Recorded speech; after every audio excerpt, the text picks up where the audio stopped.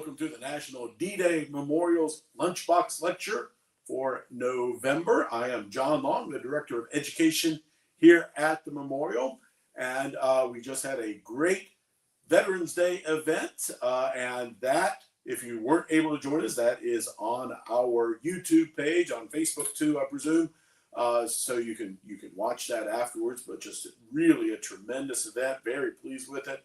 Great opportunity to say thank you to the veterans who were with us. And our next upcoming event after this lecture is, of course, our Flames of Memory event, first weekend in December, where the entire memorial grounds will be shimmering with 4,427 luminaries, one marking each Allied fatality from D-Day, whose name is on our wall. And always a just magical event if you can come up and see it. If you've never seen it before, absolutely make the trip. It's a great thing. And on Friday and Saturday of that weekend, we will also have living historians portraying Christmas in 1944, as well as appearances by GI Santa, who will be here to, I would say, charm the kids, but frankly, he likes talking to the adults too. So it's a lot of fun to have the GI Santa with us as well. So join us for that. Check out our webpage for all of the upcoming events and the rest of 2024 as well as 2025. But let's get to today's lecture. 2024 is, of course, a year of 80th anniversary commemorations. We had the 80th anniversary of D-Day, of course, back in June, 80th anniversary of the invasion of the Philippines, the Battle of the Leyte Gulf just passed. Coming up later this fall, next month, will be the 80th anniversary of the Battle of the Bulge. And we thought, what better way to commemorate that than invite a man who's really an expert on the subject. Jim Triesler is the Director of Education at the Virginia War Memorial in Richmond. He's an award-winning educator, and in addition to his job at the Virginia War Memorial, is a historian for the National Battle of the Bulge Association. In the past, Jim has won numerous awards, including he and his students were the recipients of a Save Our History Award from the History Channel for their work toward preserving thousands of World War II letters, and that was a really interesting project as well. And of course, he'll be speaking to us today on the Battle of the Bulge with the title "Cold as the Devil," quote he got from one of the interviews that with a veteran that he did. And so my pleasure to turn the podium over to Jim and remind you also, if you have questions, if you're watching online and you have questions, put it in either the Q&A or the chat feature, wherever, whichever platform you're watching, and we will attend to those at the end. But Jim, come on up. Well, great to have you. Thank you. It's great to be here. Oh, I forgot to point out my artifact. Oh, I did these. Yeah, I'm sorry. Yeah, no. We just recently had donated to us a German winter uniform that is reversible, camo on one side, white for snow on the back. This was captured by a soldier from, I think it was the 83rd Division at the Battle of the Bulge. And the donor, who was the daughter-in-law of this soldier, didn't really know much of the history of it, didn't even realize it was German until I told her. But my theory is he got this to sleep in. He kept this thing because it was warmer than what he had. So a little bit of Battle of the Bulge history out of our collection. Very good. Very good. Well, thank you again, John. And it's great to be here, everyone. We have had the most beautiful warm autumn here in central and slightly west of central Virginia. And I'll tell you what, today it is 42 and raining if you're not anywhere near Bedford. So it's starting to feel a little bit like the time period from the Battle of the Bulge, which is one of the coldest winters I've heard in at least 30 years, when our soldiers ended up being in the Ardennes there in the winter of 1944 to 45. So just a little quick background on myself. I married a woman whose dad was a Battle of the Bulge veteran. And around 2004, he asked me if I would like to go to a World War II reunion with him. And I did go, and I interviewed some veterans, and I met a few, but they were a little bit reluctant to tell me their stories because I was still a stranger to them. But I went back the next year and was excited to see them, and I went back the year after that. And for much of the last 20 years, I've continued to go to many of the reunions. And those veterans who were strangers became acquaintances, and then they became friends. And after a few years, we were all like one big family. And today, there's a fair amount of text in my program today, and a lot of that's because I want to use their words as much as possible and be true to their words. So we are going to talk about the Battle of the Bulge. I would like to do a little bit of background before we get to the battle, just to sort of set the feel on why I think this was the greatest generation. So here we see General Patton. In addition to being the Director of Education at the War Memorial, I'm a historian with the Battle of the Bulge Association. And also, I'm currently the acting chair for the Virginia World War II Heritage Alliance. And I'm working on partnering with other museums to see that organization become very active again. So this is where I work at the Virginia War Memorial, and that's our campus, an aerial view. We did open in 1956, and this is our Shrine of Memory. The Statue of Memory is at the end. It is a woman who represents all women who have lost loved ones to war. And she's about 30 feet tall and made out of Georgia marble. Now, there are names etched in glass on the left and in stone on the right. And that's looking through the glass wall at some of the names that are alphabetical by county and city here in Virginia. Now, these are veterans who lost their lives at the hands of the enemy. And sadly enough, every single location in Virginia is in our memorial. So we represent the entire state. Every place in Virginia has lost loved ones to war since World War II in 1941.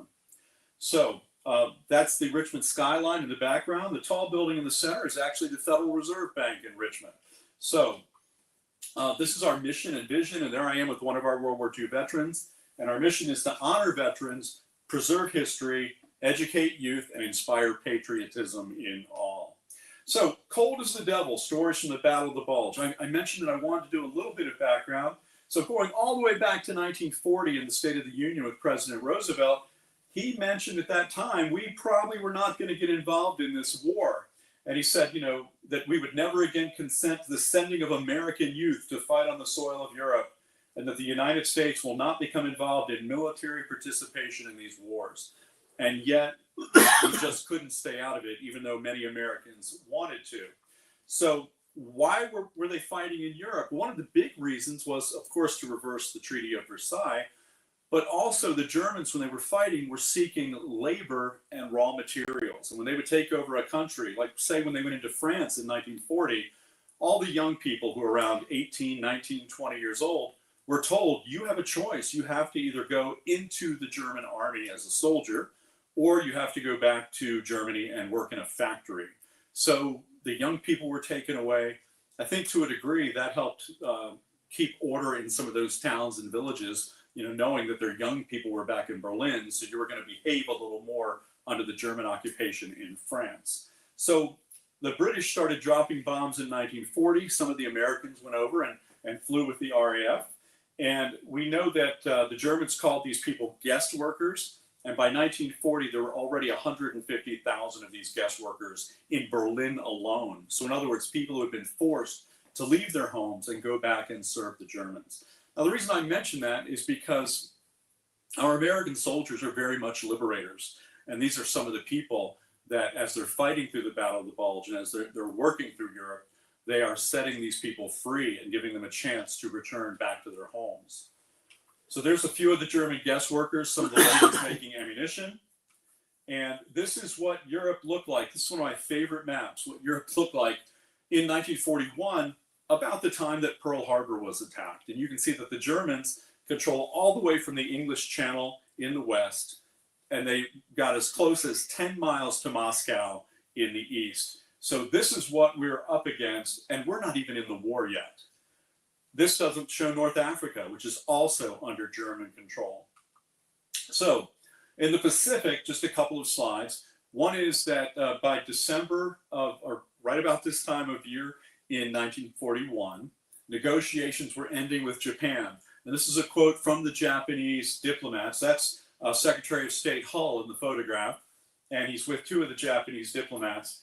And the Japanese said, obviously, it is the intention of the American government to conspire to obstruct Japan's efforts toward peace through the creation of a new order in East Asia. See, the Japanese would go into places like China, like Nanking, and they would be incredibly violent, but they said they were doing it to establish order. So we were hindering their ability to establish order. And some of the advisors to the president said, look, just keep selling oil, keep selling tin to the Japanese, and maybe the war in the Pacific will stay a localized war. But when we stop selling those supplies and supplying the Japanese military, sure enough, they did go to other parts to get the supplies that they needed. So the war did expand in the Pacific. So negotiations end. A short while later, Pearl Harbor's attacked. Much of our Pacific fleet is damaged or sunk there at Pearl Harbor. That's the USS Arizona, one of the famous pictures of the Arizona being hit. And Roosevelt on December 8th makes the following speech. Now, this is just a portion of his speech, but the reason why it's so important is that some advisors told the president, look, if we stop selling oil and tin to the Japanese, their military can only function for about 3 months. So go ahead and cut it off. They won't have the ability to spread the war beyond China. So there won't be a big war in the Pacific. Well, we were wrong. So if you look at December 8th, he said, of course, the famous words that yesterday, December 7th, a date which will live in infamy, the United States of America was suddenly and deliberately attacked by naval and air forces of the Empire of Japan. This is the part I really want you to pick up on. Yesterday, the Japanese government launched an attack against Malaya. Last night, Hong Kong. Last night, Guam. Last night, the Philippine Islands. Last night, Wake Island. And this morning, the Japanese attacked Midway Island. No matter how long it may take us to overcome this premeditated invasion, the American people in their righteous might will win through to absolute victory. So he goes on, he requests a declaration of war. And the reason why I share this is now you can see that what was a local war up near China and Japan, Korea was annexed in 1910. What was a relatively local war has just spread over much of the Pacific. So now December 8th, here we are. We are in the war at this point. And what we're looking at is that other map of Europe that I showed a minute ago, and this map of the Pacific, and our fleet is heavily damaged, and our army forces stationed in Hawaii, heavily damaged. And that's where we find ourselves. Now, Hitler made a comment at this point in time. He said Americans had no values that we were willing, or convictions we were willing to fight for. And he really believed, looking at the world map at this point in time, we would just say, we're done. We can't defeat this. There's no way. But America didn't say that. America, at this incredibly dark moment in our history, they volunteered by the thousands right away for the military. We went to work, our Rosie the Riveters, our grandparents, they went to work in factories. And we did what it took, through at the home front, rationing, gathering rubber, gathering metal, bond drives, you name it. America did what it took to win the war.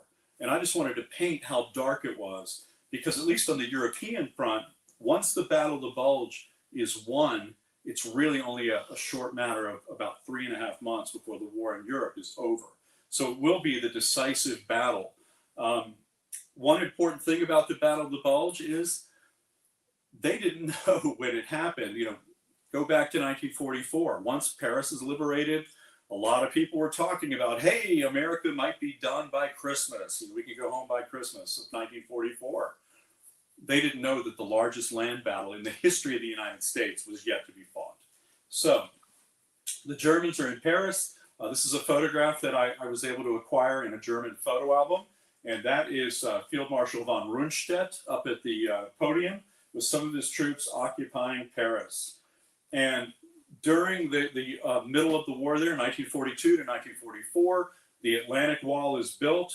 We know that we don't get boots on the ground until D-Day in 1944 in June. But Rommel is in charge of making sure that this Fortress Europa is built. In the meantime, we're flying bombers over. And by day, the Americans are dropping bombs on Germany, and by night, the British are dropping bombs on Germany. So we're still doing damage, but we just haven't landed those boots on the ground in the West. The Soviets, after 1941, going to start advancing slowly toward Berlin in the east. So here's some of our bombers dropping bombs over Europe. This was a photo taken from the scrapbook of Dominic D'Adamo, who was a bombardier on a B-24. And there's now prepping for D-Day and getting boots on the ground. There is General Eisenhower talking to the troops. You can see the patch of the 101st Airborne and giving them an inspirational talk. Here's the Higgins boats with the landing on the 6th, and now we're getting those boots on the ground in Normandy.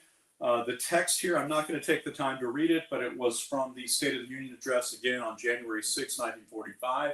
If you ever really want to see what Roosevelt thought of our successes and hear what some of them were, the State of the Union addresses are a wonderful recap of what's going on with the war.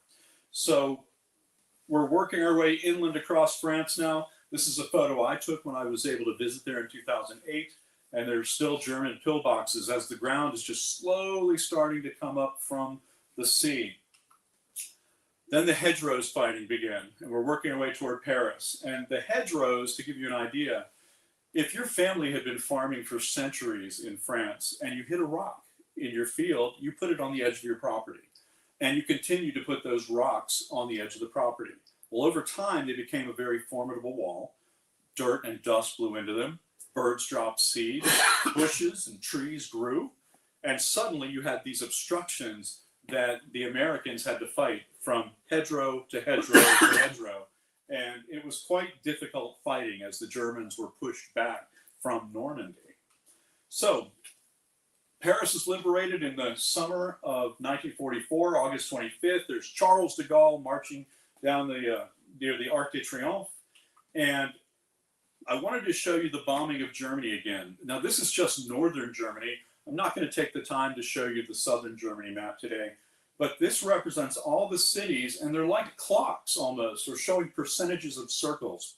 And with each one, like Hamburg in the center, Hamburg was damaged about 55%. So if you look at the black area, that's how much was fairly completely destroyed. Now, this is important to the Battle of the Bulge, and I'll tell you why. We know that Hitler built the Autobahn, and yes, it was a wonderful thing for the German people, but the Autobahn also allowed Hitler to move troops while fighting a two-front war, and that was incredibly important. Well, in July of 1944, we know that von Stauffenberg puts a bomb underneath Hitler. It explodes. He is slightly injured. He is incredibly angry, but he's also shaken that he is losing control and the confidence of his generals and the German people. So Hitler decides he is going to plan the Battle of the Bulge himself to sort of restore that confidence that people may have lost in him, especially with the assassination attempt. So he makes a plan for well over 200,000 German soldiers to shift over to the forest and prepare for an attack on December 16th. And while that's happening, the reason why I'm leaving this up is, here is the city of Hamburg, for example. And, you know, we see photos of the atomic bomb in Japan, but we don't really look at a lot of the photos of what was happening to the German cities. And this is Hamburg from the bombing. And you can see there, again, about 55% of the city look like this. So the roofs are gone. They're basically just foundations for the most part. This is significant because as the German panzers and the German troops were being brought from east to west, they were going through these cities. Many of them were cities that those German soldiers had lived in. Their homes were destroyed. Their schools were destroyed. Their families, in many cases, had been killed. And as they're moving from the Russian front over to prepare for the Bulge, they're getting angry and more angry. And they were already, in their minds, fighting, you know, to save their country. They knew they were near the end. And seeing these cities like this just made things even worse. And that's going to be important because men like Piper, who's the 5th Panzer Division, are going to be very cruel to the American soldiers they encounter, especially at Malmedy. So here comes the Bulge on the morning of December 16th. And Suzanne Feigley of the Virginia War Memorial was kind enough to create this for me. And you see Germany breaking in through northern Luxembourg and through Belgium. Something to think about at this point is by early December, the American line was pretty much a straight line going north-south along the border of Germany. So all those poor people that had been liberated and were happy to have been liberated from the Nazis, many of them suddenly find themselves under Nazi control. And again, angry Germans are on a desperate mission to break the American line and get to Antwerp so that they can get the goods that are needed, the oil and other supplies that they need to keep their machine going, that military machine. If you think about the importance of energy, fuel, oil, early on, we're bombing the oil fields in Romania. We're going to take or lose the oil regions in, I say we, the Germans are going to lose the oil regions over near Russia, okay? And now they're desperate for fuel. They've lost North Africa too, and they really want to get to Antwerp. That's the ultimate goal. So I always describe the Battle of the Bulge as my arm, with Germany being on one side and France, Luxembourg, and Belgium being on the other, and that's basically the American line. So the Germans are going to hit it with everything they have in about a 35-mile wide space, and they're going to hit it hard, hoping it'll break. Well, the line bent, but it didn't break. The Americans held, and over time, they will push the Germans right back to where the line was. Interestingly enough, the battle lasted for approximately 40 days and 40 nights. And in this case, the Germans rained hell down on our American troops. So we would prevail. The line didn't break. They did not get to Antwerp. And at this point, the Germans don't have the fuel and supplies. Many will begin to surrender. Others will still fight very valiantly, but the push on to Berlin is about to begin. So let's take a look. This is the Army's definition of what the Battle of the Bulge was. And it mentions that early on the misty morning of December 16, 1944, more than 200,000 German troops and nearly 1,000 tanks launched Adolf Hitler's last bid to reverse the ebb in his fortunes that had begun when Allied troops landed in France on D-Day, seeking to drive to the coast of the English Channel and split the Allied armies, as they had done back in May 1940. The Germans struck in the Ardennes forest, a 75-mile stretch of the front characterized by dense woods and a few roads, held by 4 inexperienced and battle-worn American divisions stationed there for rest and seasoning. So they were there to get a break, and yet the war was going to come directly to them. Now, if you've never been in the forest there, the trees are very tall, they're very old, and the forest is very thick. So it's not an easy place to maneuver an army. But I will say that Hitler was very in tune with the weather. One reason why I believe he was able to move those troops from the Eastern Front to the Western Front at this time, in addition to having the Autobahn, was the fact that the weather was starting to turn pretty bad over in the East. Really horrible weather always slows down the fighting. So he is moving the troops over where it's a little warmer, although it turned out not to be much, as temperatures by January frequently would go below 0. So they're moving over. Here's a photo that's a famous photo of the German troops on the move. Remember that a clock is running. They have to get to Antwerp before they run out of fuel, before the Americans can reinforce their lines. So they're in quite a hurry to get to Antwerp, Belgium. So the Army finishes up by saying the story of the Battle of the Bulge is above all the story of American soldiers.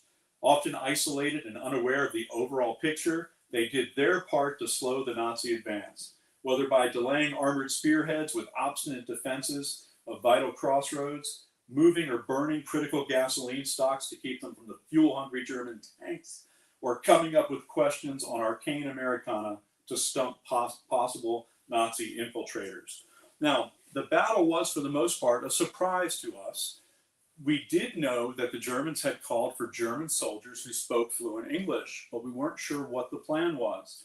Now, they did put some of these German soldiers in military uniforms, American military uniforms, and drop them as MPs behind the lines so that they could take control of bridges and crossroads, change the street signs, and definitely add to the confusion of this large attack.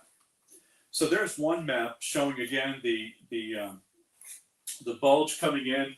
Here's Houffalize here that I'm going to talk about, Saint Vith, Malmedy up here a little bit to the north. Here's Bastogne down here, which will be surrounded by the Germans. And you can see that the farthest advance will be over here. And that's when the Germans are going to start being pushed back. Really, I would say by January 2nd, the attack is stalled at that point.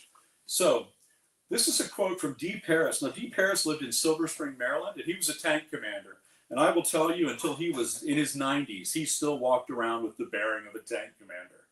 And I wanted to share just a bit of his story to show the confusion of the day. So he said that they arrived on the 14th of December. Commanding officers were going to have a meeting to plan, what to do. They didn't know the big attack was coming. And he says on the 16th, the Germans attacked in force. We were in the area of St. Vith, which was the main German attack. The 5th Panzer attacked our area. From St. Vith, the Germans were to go to the port of Antwerp, where all the American supplies were pouring in. It was Hitler's idea to cut off that seaport and thus cut off all supplies, which were pouring in ammunition and troops. The main attack was led by a fellow named Colonel Piper. He was a soldier in Russia and was known as a murderer. The attack was a surprise to us, and the next 6 days were very confusing. Piper was a relatively young man, late 20s, but he was very brutal. In the Soviet Union, he was known to destroy villages and wipe out everyone. And here he is, leading this attack. And he would be tried after the war and imprisoned for a while, but he was released. And interestingly enough, he made a poor choice. He moved to France, of all places. And his French neighbors did not care for him very much. One day, his home caught on fire, and he called the fire department, and it turned out all of the fire truck's tires had been slashed. So Piper actually ended up dying in the fire. So the war didn't take care of him, and what a cruel man he was, but his French neighbors took care of him after the war. So there's D. Paris, a photo of him, and he said, I have my 5 tanks. He was in charge of 5 tanks, and I might be sent down to hold a bridge one day, protect it from the Germans crossing it the next day. I might be on a ridge, or the next day ordered to hold a crossroads or something else.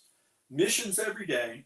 You didn't know where you were or what you were doing. We were constantly moving. We supported the 106th Infantry Division, which had 2 regiments surrender the second day.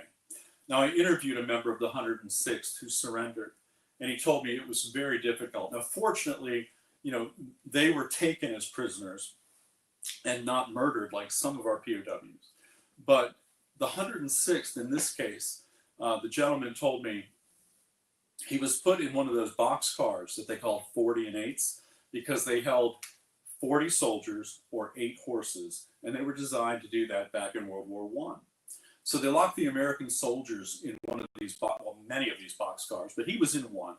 And he said, we were crammed in so tight that some of the wounded men died and they couldn't even fall to the ground, that their bodies stayed upright. That's how tight we were packed in. The Germans did not paint PW on the roof of the train cars to show that the train was carrying prisoners of war. And while they were moving back toward Germany, they were bombed during the day by the Americans. And he said you could look through the little slits of the boxcar and see the German guards running for safety, and they would not unlock the boxcars and allow the troops out, the POWs out. So he said it was terrifying, that bombs were dropping all around. And he said that, it was just a horrifying experience. So as I recall, he said it took 8 days to get back to where the POW camp would be, where he would stay. But the lasting effect was that he was claustrophobic for the rest of his life. He could not get into elevators. He could not get into small showers. And he needed to seek counselors for that problem, that claustrophobia. So thank goodness he survived. Thank goodness he had a good long life afterwards. But this was very difficult on many members of the 106th who surrendered. And a lot of them felt like, we should have just tried to fight our way out. But the officers who surrendered them felt like, look, we're only going to lose people. We're not going to gain anything. So we'll just surrender here. So this is still D. Paris talking about the beginning of the battle. And the 5th in Antwerp, I think I've actually already gone over that slide. This is Piper. And the gentleman, Piper is here on the left. The gentleman next to him is Vester H. Wiles. And I mentioned him because he was a Virginian who was killed at Malmedy by Piper and his men. Americans who had surrendered were put into a field near the village of Malmedy at the crossroads, the Bonnes crossroads or Bonnet. I don't speak Belgian, so I apologize for the pronunciation. But they were part of the, most of them were part of the 285th Field Artillery Observation Battalion. And sadly, they would be executed there by the SS. So there's some of the American POWs surrendering. Many did surrender, but many fought valiantly. And you heard from D. Paris that there was a lot of confusion going on. So there's a little more about Vester Wiles. This was the Western Union telegram that his family received saying that the Secretary of War asked that I assure you of his deep sympathy in the loss of your son, technician, 5th grade Vester Wiles, who was previously reported missing in action. Report now received states he was killed in action on the 17th of December in Belgium. So at this point, things are looking a little bleak. And I mentioned that the State of the Union happened. And there was some question about General Eisenhower. Was he the right man still for the job? And of course he was. And of course, Franklin Roosevelt was going to state that he was the right man for the job. So this is from the State of the Union on January 6, 45. The battle is still raging, but it is turning in our favor. And the president said the high tide of the German effort was reached 2 days after Christmas. Since then, we have reassumed the offensive, rescued the isolated garrison at Bastogne, and forced a German withdrawal along the whole line of the salient. The speed with which we recovered from the savage attack was largely possible because we have one supreme commander in complete control of all the Allied armies in France. General Eisenhower has faced this period of trial with admirable calm and resolution and with steadily increasing success. He has my complete confidence. And the confidence was placed in the right man. But it was nice to hear that the president supported General Eisenhower through the Battle of the Bulge and beyond. So this is a man who used to volunteer where I work now at the Virginia War Memorial, and his name was Bob Diedrich. Bob was a forward observer, and he would get as close to the enemy lines as possible and then relay back to the artillery where they should fire and if their shells were landing too far, too short. And he had a very difficult position. So here he talked about how he would get on the radio and call his battalion, which was a mile behind, and have them go into action and start shooting. He said, then my job was to adjust the artillery fire. Now, here he mentioned something about St. Vith. He said, I was in Holland when the battle started. I took a Jeep and a driver, and we were ordered to go to St. Vith in Belgium. I believe the division would follow within 24 hours on the 17th of December. He said the day the Germans attacked, that's when they attacked near where he was. And we went south and encountered Germans on the way. We never got to the town of St. Vith, and from then on, we were constantly engaged. I was never out of the battle all the way through from beginning to the very end. So Bob did get wounded during the war. He was shot. And even as an older man, he did not like to talk about it. He would get teary-eyed and just say, I just can't talk about it. But he did, thankfully, survive the war. So Dale Bordner was a mortar man. Now, when you're in the forest, a mortar is probably the least effective piece of weaponry because if you fire it up, it's going to hit the trees and explode. So you've got to be out in an open field somewhere in order to really have the mortar work successfully. So he talked about how the mortar squad had 4 men and a sergeant, and that they had 3 60-millimeter mortars and 2 light machine guns. So what's going to end up happening is they're going to have to take the mortars away from them and basically make them infantrymen. And in some cases, they were asked to carry bazookas. So there's just some of the pictures here. He stated here as Captain Moyes said, the mortars aren't going to be any good on this operation, so your mortar people are going to be put on bazooka teams. And he mentioned that they did a lot of quick advancing, fighting back, that on January 9th, the battalion advanced 1,000 meters against stubborn resistance. So again, even though we're starting to push back after Christmas, there's still a lot of heavy fighting going on in early January. So Del Bordner said he got shot. He said, I didn't get over there for 25 or 30 meters when he got a bullet in the neck. A medic gave him first aid. He cut away his clothing. By the way, we didn't have winter clothing. The Germans did. And that's why it's great having this jacket here today, because the Germans did have these reversible green on the inside, or actually it's camo, green and brown on the inside, and then white or light color on the outside, so they blend in with the snow. We didn't have that. Fortunately, many of the Belgian people were willing to give their white bed sheets to our soldiers so that they could wrap up and have a little bit of camouflage within the snow. So here he's mentioning that the Germans had these outfits. He said he bandaged me up, and fortunately I could walk. Many of the guys who got wounded froze to death because it was below zero that day. I went through a series of aid stations and finally got back to a general hospital. They performed surgery, and the doctor told me, "You are a lucky young man because the bullet missed your spine by ½ an inch." So he went on to say a story at the end of the war about capturing some Hungarians, which were anxious to surrender. And what was funny about Del Bordner is he said it was Del and maybe one or two other men, and there were about 100 to 120 Hungarians who were in the German army that wanted to surrender. And Del made the mistake of saying to them, "Look, it's late. Why don't you just hold on to your guns and we'll do the surrender in the morning?" And he said after that, he thought, wow, this could have really been a disaster. But fortunately, in the morning, the Hungarians were just as anxious to surrender, and they did give up their guns to the 3 Americans who were taken in prisoner. So there's some of the POWs. You can see there's an American tank down at the bottom, and they're watching some of the POWs being marched down a street. So another person who was in the war was John McAuliffe with the 87th Infantry Division. And John talked about the fighting in a clump of woods, and then the tree burst started coming in. And I wanted to mention John's words here because, again, I mentioned the mortars did not work well in the forest. Well, the other thing you had to worry about, besides shrapnel or shells hitting directly or bullets, were splinters, large splinters from trees. Because as the German 88 shells would explode in the trees, now portions of wood are going every different direction. So here we are. Tree bursts, one of the worst things because it hits and scatters the shrapnel down. He said, my buddy and I, we hid under a big tree that was fallen. We hid underneath it because bursts were coming down on us. When it was over, we get out. The guy next to me had his knee blown open. He didn't seek shelter. He just stood up.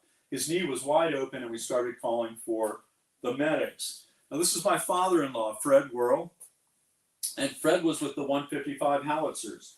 And he said, every time to fire a howitzer, you had to dig in. You had to dig out a large area for the howitzer to sit in because of the massive recoil. So he said, you're out in the field, you dig a hole by hand about 10 feet wide and 3 feet deep. The camouflage nets would then go over the top so you couldn't see it from the air. There were 10 of them on a team. And he said, my job was to fire the howitzer and put the powder in. There were 7 or 8 bags of powder attached together. To fire a gun a shorter distance, you just cut off some of the bags. The most we ever fired at one time was about 5 bags of powder that would go 4 or 5 miles. The shell would have a fuse on the front that you screwed on. You can set the fuse to explode when it hits the ground, or you can set it to explode in the air, which is when you are firing at troops, and you want that shrapnel to spread down on troops. Now, Dad went on to talk about an incident where they came to a minefield, and the Army had engineers who were trained to go into the minefield and remove the mines, but the Army also had impatient lieutenants. And sadly that day, Dad was with an impatient lieutenant who did not want to wait for the engineers to clean the minefield. So he sent 4 men into the minefield to look for the mines. They were not trained on how to do it. A mine did explode and killed all 4 men. So Dad was saying how they had a little garden tool that they would scrape, and then they put a rope around the mine and they would pull them into a pile. And he said these 4 fellows were killed, and it was just such a sad sight. And this is really painful. And Dad would cry the rest of his life when he recalled this incident. He said, we just had to go and collect the parts. And just really a gruesome event. Now there's Dad in a photo. There is actually a rocket going up behind him. I have not been able to get anyone to identify what that rocket might be. So I would love to know if anyone knows about rockets during the war. I don't know that it would be a V2 or a V1 rocket, but it seems like it's pretty close to him wherever he is. So he said it was cold. The hardest part for the American soldier was the cold, the snow, the cold, the sleet, frozen feet, frozen fingers, stuff like that. There were a lot of cases of frostbite. There were times when you don't go to sleep for days. It is just unreal. Snow was up to your hips. Okay, so Dad didn't like the cold. Now, in that cold was another one of our veterans that I got to meet named Russell Cobb, who was in the 84th Infantry Division. And Russell was a big, strong man. He looked like he could have been a football player when he was a young man. And Russell said he was given the Browning automatic rifle. He was the BAR man. And it was the heaviest weapon you had to carry. And I was an expert shot, he said. Because the BAR was so heavy, you had an ammo carrier who went with you and carried the ammunition. We were pushed up onto the line, snow up to our waist. We got into a firefight. I was firing but didn't know where or what or anything. I couldn't see anything. We were fighting for Houffalize, and about 3 weeks later, we had retaken it. Of course, it was pretty flat by then. And there's a photo of Houffalize, and the reason why it was pretty flat is several crossroads went through that beautiful village. There's a stream, and then it goes up a hill and into a small mountain. And it's a gorgeous village, but our Army Air Corps bombed it flat because it was a route that the Germans were using to move troops. So that's where Russell Cobb was fighting. Now there's General Patton again, and Russell Cobb had a General Patton encounter, but he didn't know it at the time. So he said, I was on the outskirts of Houffalize on the road to Bastogne, and I was hanging on a fence, exhausted. A Jeep pulled up, and a fellow got out and said, Soldier, where are your galoshes? I said, galoshes? We don't have galoshes. Nobody's got galoshes. Soldier, give me your name and I'll have your galoshes. And I said, get the galoshes for the whole company. We all need them. The guy got back into the Jeep. The driver came over and said, do you know who that was? And I said, no, and I don't really care. He said, that was General Patton. So this is Kate Nolan, and Kate lived down in Florida and was a nurse during the war. And it was amazing to hear about the nurses and what they did, and the medics, the medical personnel. And there's one group that I have to mention because I promised I would. Kate always spoke on behalf of the dentists. There were approximately 30,000 dentists who served during the war. And if you think about it, they were close to the front lines. They're working at these aid stations, at these field hospitals, because so many soldiers were injured in the face and in the mouth, and the dentists needed to be there to help. And they were. They never get mentioned, hardly ever. So there's a shout out to the dentists who helped our American soldiers. Well, Kate described the setup of the field hospitals, and I thought this passage was just invaluable to understand. And she said they were closest to the front. They received the most seriously wounded. From there, soldiers were sent to evacuation hospitals and then finally back to general hospitals. So field hospital, evacuation hospital, general hospital.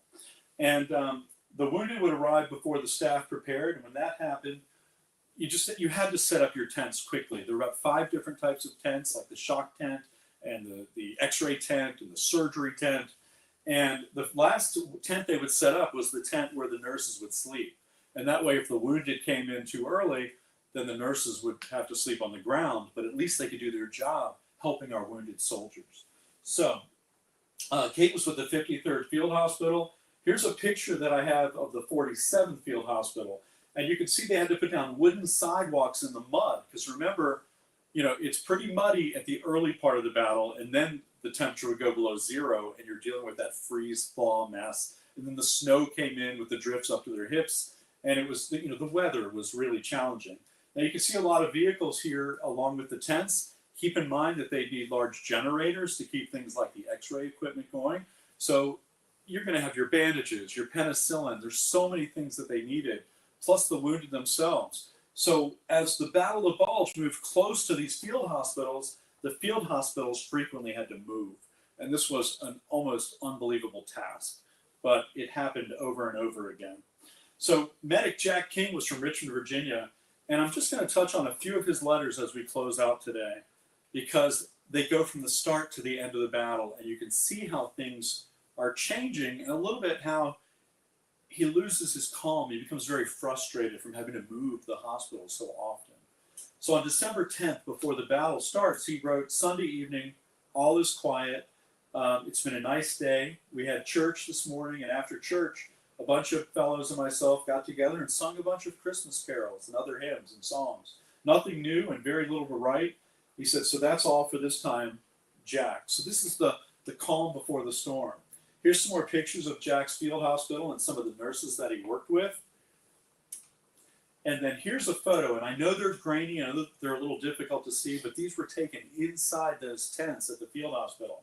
And there are wounded men in army cots, and in between, kneeling between them, is a nurse.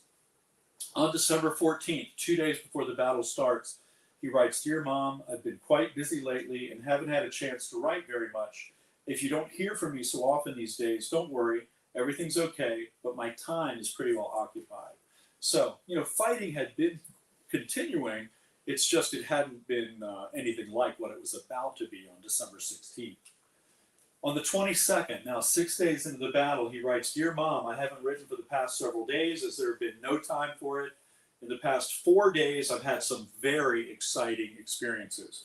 Remember that censorship did not allow Jack to write about what was really happening. So he just alludes to what was happening with the Battle of the Bulge. So he says, "Suffice it to say now that the war drew very close to me."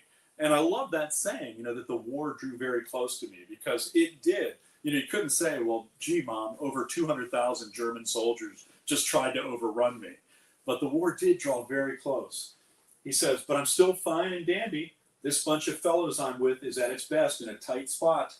I have a great deal of faith in them. I believe we could pull through anything. We'll write often, and don't worry, everything's okay. Love, Jack." 2 days after Christmas, and here's a picture of Jack in the snow now. Although many say that it was snowing on December 16th, a lot of veterans have told me, no. It was a few days into the battle before the snow actually started. And on December 27th, he writes, "Dear Mom, been a little while since I had a chance to write. Things have been a bit unsettled here lately." And then Christmas came along. "Even with the situation confused, the Army had fresh eggs for us on Christmas morning, and we had turkey and all the trimmings for dinner. The few days before Christmas were very exciting. I hope this counterattack will be turned into a big victory for us. It can be, and I pray that it will end the war. Love, Jack." Now, I don't want you to be misled here. Yes, Jack at the field hospital was fortunate enough to have some really nice food on Christmas. But the war didn't just take a break, and all the soldiers who were in the foxholes and on the front lines, they didn't all get a meal that day. As a matter of fact, many would refer to this as the Christmas we never had, because in many cases the fighting continued right along on Christmas Day. January 2nd, 1945. "Dear Mom, I haven't had a chance to write. We moved about for quite a time, but now we're fairly well situated and I'll have more time for my correspondence. Lately, we haven't been very stable." Now follow this. "We've been to 6 places since we left the place I stayed for so long." Okay, so here we are. He says most of those places only there for a day or two, and sometimes only for a night. "Moving always brings some discomfort, what with having to pack and unpack so much, but we're pretty used to it now. Your letter of December 11th arrived last night. Of course, when we move, the mail gets messed up for a while.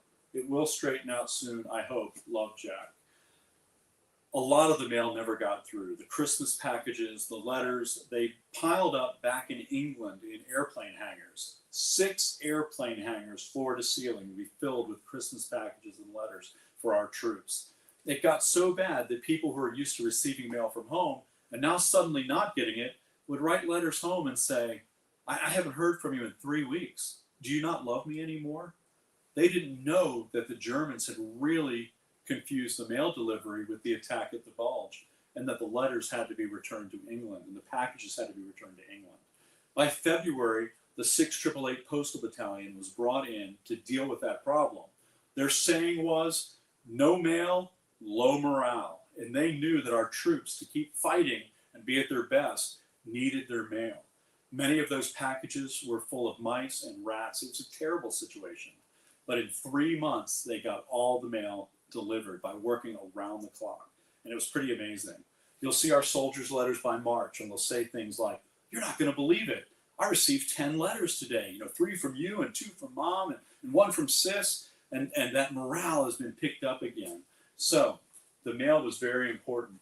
But here again, you see moving, constantly moving, as the lines shift during the Battle of the Bulge, was especially difficult for our field hospitals.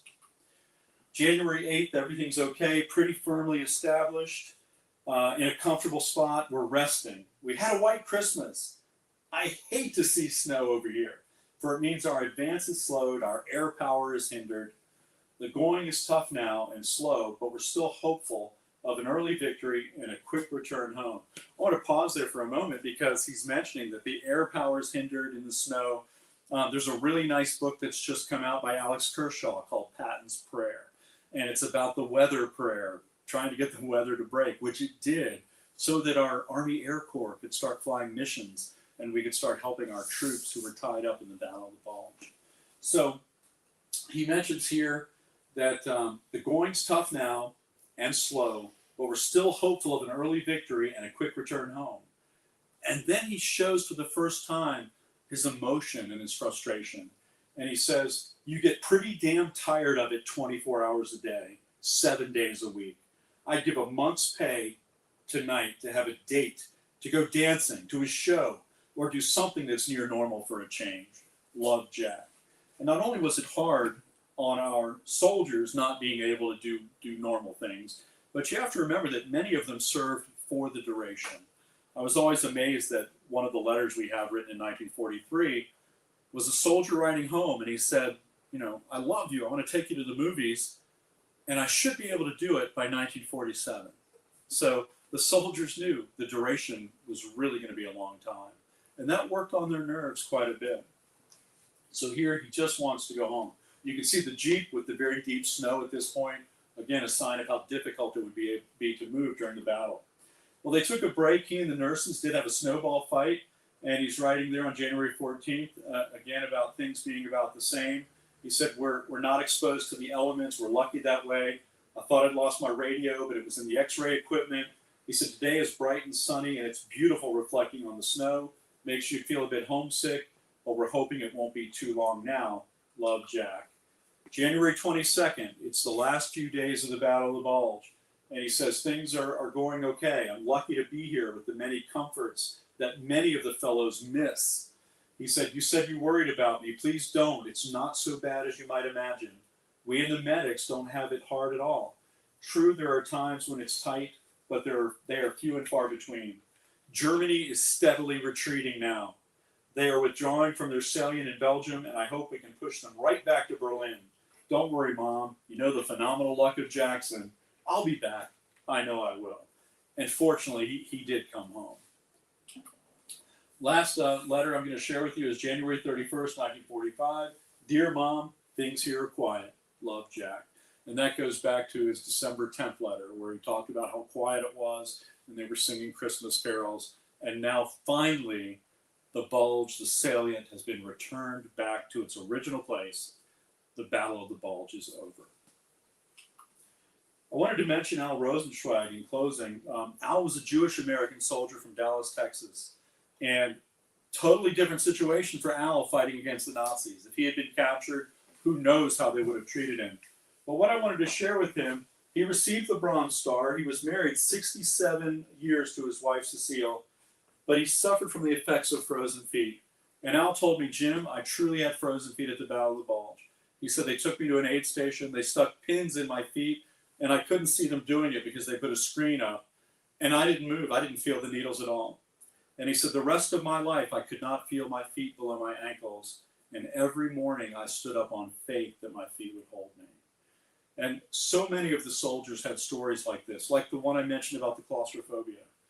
And I would ask them, if you knew that for 75 years you were going to have frozen feet, or nightmares, or claustrophobia, or other wounds, would you do it again?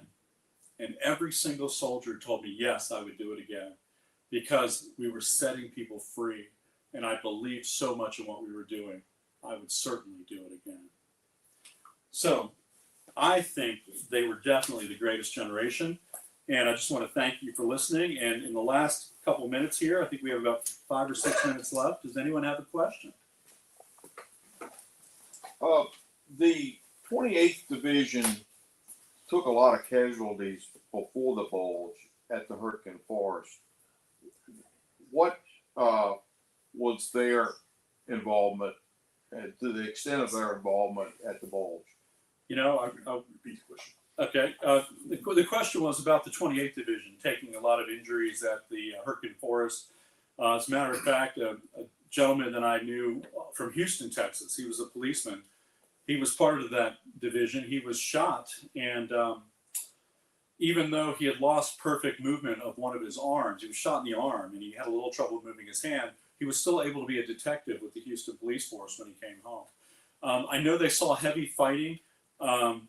One of my difficulties is I study individuals more than units, so I can't really speak to the role of the 28th overall. So I apologize for that, but I'd have to do more research on the 28th to tell you about their exact position and role. No, thank you very But much. thank you for your question. Excellent question. Yeah, you can tell I'm more of a social historian. If you ask me about the weapons, if you ask me about the units, I lose a little bit of that knowledge.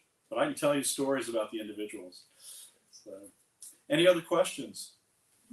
Let me ask a question and make a comment. You mentioned the Malmedy Massacre, and for those not familiar with it, I don't know if you can go in a little more detail, but I asked for a specific reason.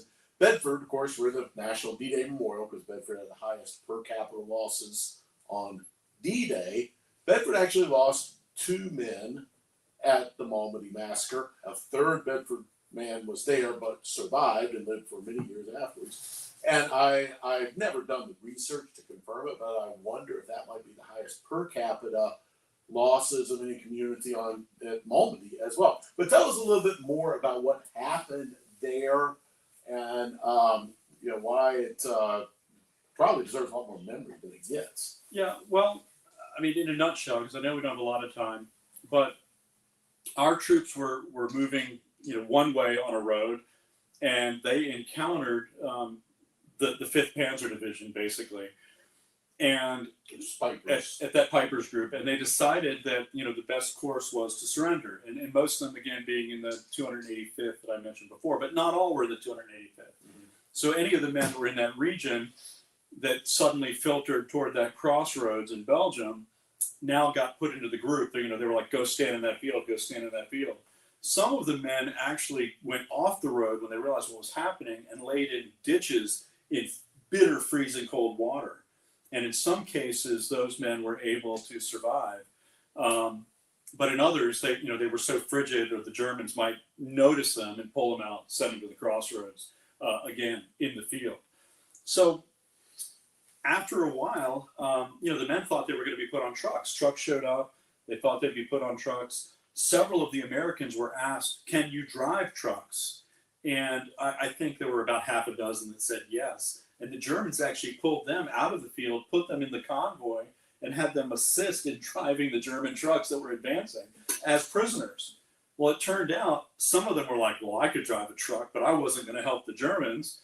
It turned out those who volunteered to help would survive the massacre, but those who were stubborn and refused didn't know. They thought they were going to just be POWs. They didn't know that they were about to be murdered.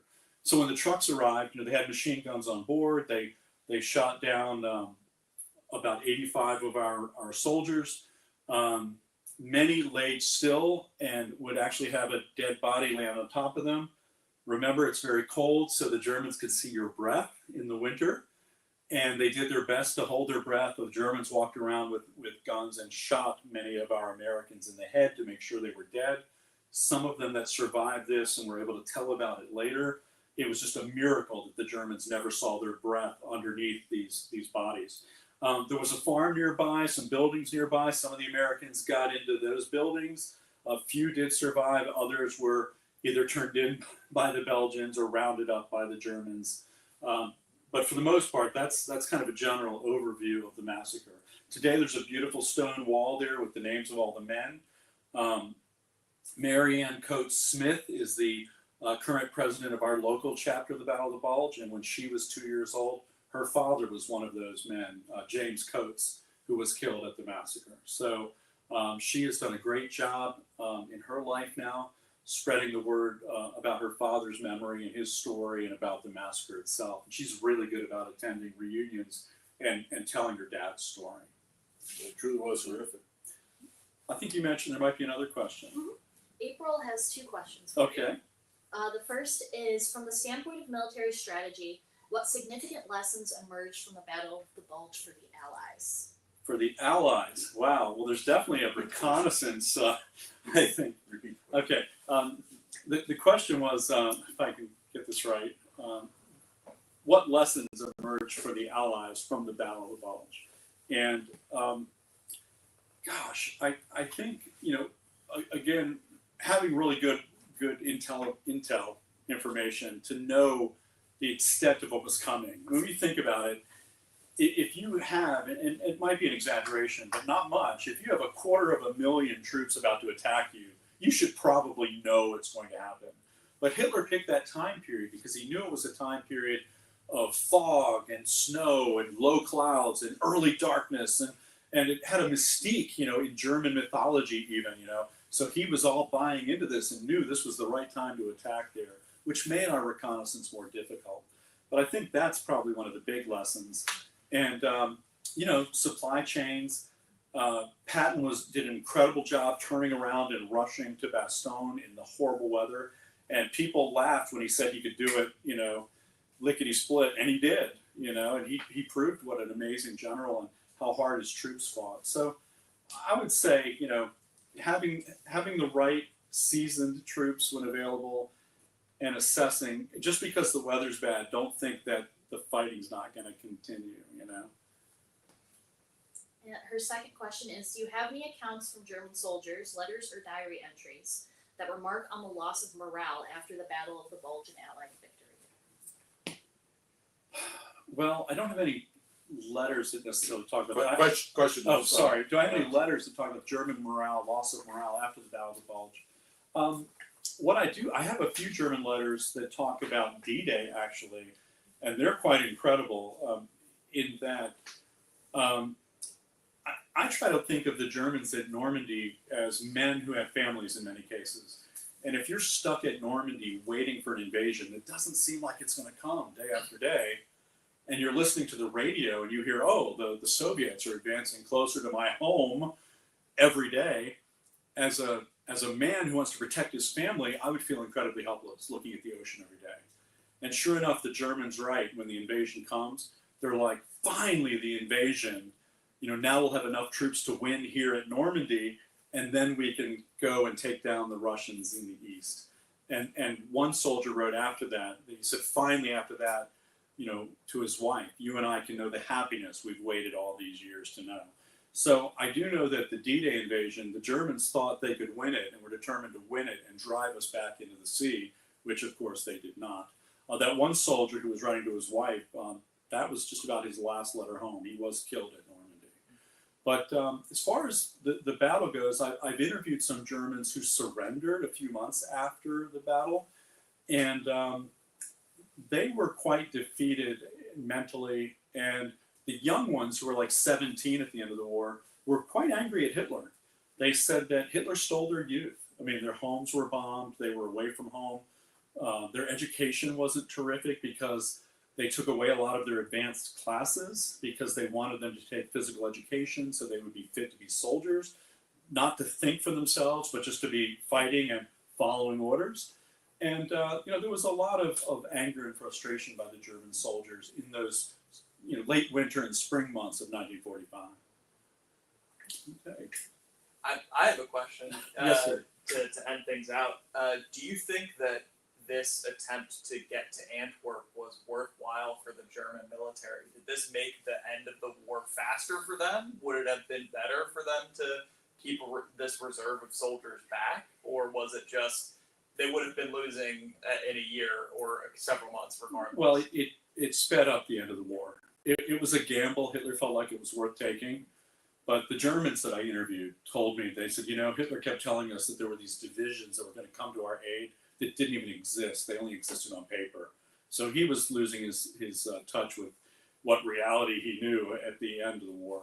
But yeah, I think that some felt like the Rhine was the natural defensive line, and that maybe if they had pulled back to the Rhine and set up defenses there, that they could have defended greater Germany, but it really, at that point, they were running out of fuel. No fuel was going to come from anywhere. And it was really just a matter of time. It was over then. There was talk even of Germany. Some generals wanted to negotiate an end of the war so the Germans could still hold on to some of their gains. And the Allies were like, no, absolute surrender. We're not going to let you have any of your gains. So, yeah, it would have just prolonged it. But I would still think realistically, by the late summer or fall of 45, Germany would have been defeated anyway. I think the futility of the whole idea comes out when big part of the German plan was to capture Allied fuel dumps as they proceeded. So they didn't have enough fuel even to get to Antwerp. Yeah, true. And I always thought, how stupid, because any soldier who allows a fuel dump to be captured is just slacking up. A fuel dump is remarkably flammable. You just have to throw a grenade. Yeah. And we had men like Telly Savalas who were there, if you look at the movies. I will say this, and probably one of the big things that benefited us by the Bulge happening, and we lost 19,000 men and had about 80,000 wounded, but 19,000 die in this battle. It kills me that kids don't even know it existed when so many American lives were lost in this battle. But the benefit for Europe was that by Germany now falling back and losing the war more quickly, it meant that we could meet the Russians where we met them. Because if the Germans are hunkered down over near Belgium with us, not advancing but setting up a defensive position, and it takes us longer to get into Germany, that means the Soviets probably take more of Europe and control it after the war. So we did at least, remember, so many of the soldiers wanted to set people free. Even the German civilians at one point were like, we're rescuing them too from the Nazi party. And we would not have been able to set those people free if the Soviets had come. And early, we had agreements that the European governments would be restored to their previous status. And Russia was there at the meetings like, oh yeah, previous status. And then as soon as they got the land, they were like, no, they're going to be communist nations. So, and a lot of people don't realize many of the German POWs in the Soviet Union were held for 5 years. As long as the war itself had been fought for the Germans, just about, these guys were held in camps. Many died from disease, many were worked to death. But if you want to control new governments in Eastern Europe, the easiest thing to do is keep the men locked up in the Soviet Union, which is what happened in many cases. Well, we are out of time, gentlemen. I want to thank you for a fascinating talk and a great subject, and encourage everyone to learn more about the Battle of the Bulge, and because it really is underappreciated here at the National D-Day Memorial. Of course, we talk about D-Day, but we are well aware that there are many sacrifices made by many more people long afterwards. And a small thank you, by the way, since you came all this way, Fantastic. because it's a dreary, rainy day out there, but 80th anniversary D-Day cap Thank you to very put much. on as you go Thank to you, the sir. car. So, And if you're in Richmond, come visit us at the Virginia War Memorial. absolutely. And by the way, we work very closely with War Memorial and the other members of the World War II Heritage Alliance. Great organization keeping the history of the Second World War alive. So find out more about the World War II Heritage Alliance as well. But we will let you go now. Thank you again for joining us, and join us for other events. Keep an eye on our webpage to know what's going on here in Bedford.